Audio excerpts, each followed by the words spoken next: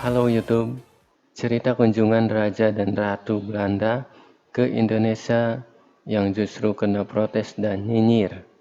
Masa lalu yang penuh lika-liku historis antara Indonesia dan Belanda memang sangat membekas hingga saat ini.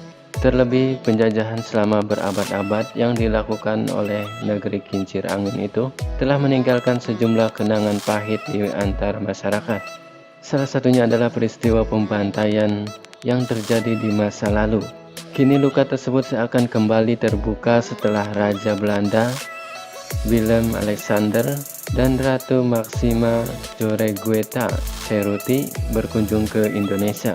Mereka yang menolak kedatangan dua bangsawan tersebut merupakan korban dari kekejaman Raymond Westerling yang dulu pernah membantai ratusan rakyat sipil. Nada-nada penolakan pun mulai bermunculan. Suara-suara sumbang dari mereka yang menolak kedatangan Raja dan Ratu Belanda. Mereka yang menolak kedatangan Raja dan Ratu Belanda merupakan korban pembantaian tentara Belanda yang dipimpin oleh Raymond Westerling.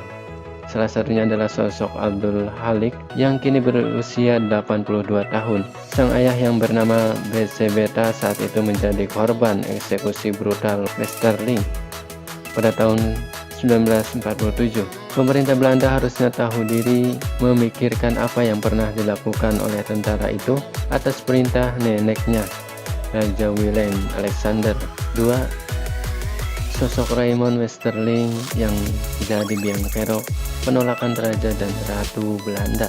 Senada dengan Halik, beberapa keluarga korban kekejaman Westerling seperti Ismail Rahim dan Andi Caperala juga ikut datang ke Dutaan Besar Belanda di Jakarta.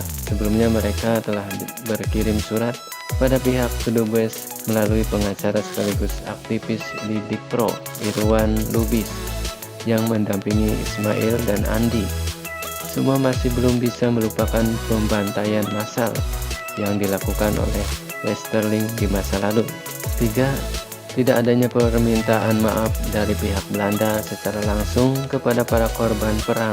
Salah satu hal yang mungkin masih dirasakan sangat mengganjal adalah tidak adanya permintaan maaf dari pemerintah Belanda terhadap anak cucu dari korban pembantaian.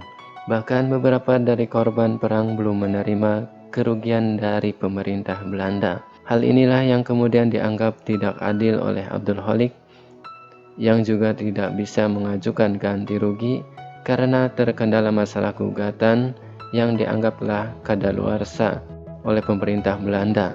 Meskipun demikian, Raja Willem meminta maaf di hadapan Jokowi terkait apa yang pernah bangsanya lakukan di masa lalu. 4. Kritik keras datang dari peneliti sejarah kolonialisme terhadap pemerintah Belanda. Acara kunjungan Raja dan Ratu Belanda ini juga dijadwalkan akan mengunjungi beberapa tempat.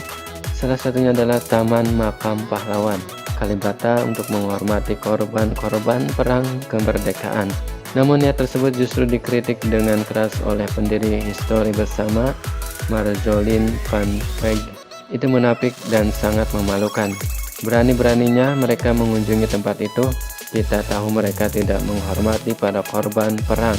Secara resmi, kedatangan Raja dan Ratu Belanda dimaksudkan untuk bekerja sama dengan cakupan yang lebih luas, terutama di bidang perdagangan. Tercatat, Indonesia merupakan negara pengekspor komoditas penting seperti minyak sawit, asam lemak, monokarboaksilat, dan biodiesel ke Belanda. Jelas tak ada wacana untuk menguak masa lalu dalam pertemuan tersebut. Namun tetap saja sejarah memang tidak akan pernah bisa dihapuskan.